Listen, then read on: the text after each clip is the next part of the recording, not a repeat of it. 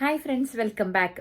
നിങ്ങളെ ജൂറി സമനെ കുറിച്ച് കേട്ടിട്ടുണ്ടോ? ജൂറി ഡ്യൂട്ടി എന്നൊക്കെ പറഞ്ഞ് അത് നമ്മൾ ഇലക്ട്രൽ രജിസ്റ്റർ ആയിട്ടുള്ള ആർക്ക് വേണമെങ്കിലും ആ ലെറ്റർ കിട്ടാം. ഓക്കെ, നമ്മുടെ പോസ്റ്റ് വഴിയായിരിക്കും അത് വരുന്നത്. ജൂറി ഡ്യൂട്ടി എന്ന് പറഞ്ഞാൽ നമ്മൾ കോർട്ടിൽ പോയി 12 പേരിൽ ഒരാളായിരുന്ന് വാദിപ്രതിവാദങ്ങൾ കേട്ട് നമ്മുടെ ഭാഗം പറയുക എന്നുള്ളതാണ് ഡ്യൂട്ടിയെ.